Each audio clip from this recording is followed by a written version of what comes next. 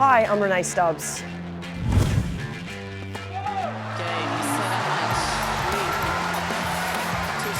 Well, I think Carlos has already really tried to work on a couple of things with Lee Na. I think one of the things that he's really tried to work on is, of course, the forehand.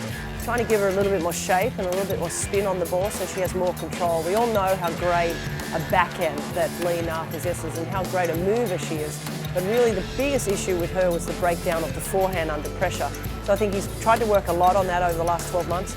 And another part of her game that he's really tried to get her to improve on over the last, say, 6 months has really been her movement forward to the net, so that transitional part of her game and taking advantage of the really big returns on the ground strokes and using her speed to get into the court. So clearly working on the forehand and of course the volleys and the movement forward.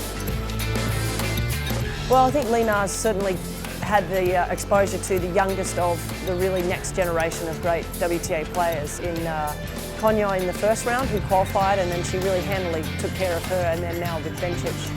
So I don't think Lee Na worries about that too much. I think Lee Na goes into this match worrying about what she's doing, knows that at her best she's one of the best hard-court players in the world.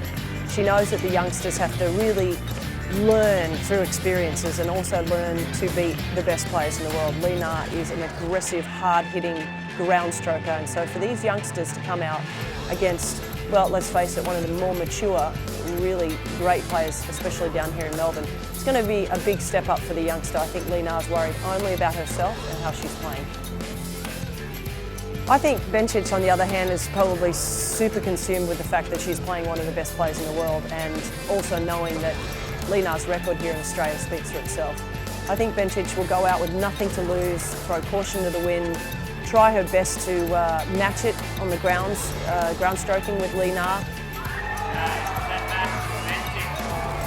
The bottom line is that Bencic knows that she has to step it up, and the youngsters tend to overplay and overhit when they play the more experienced, well-known players. But on the other hand, sometimes they come out and play the match of their life, and that's what she'll be hoping for.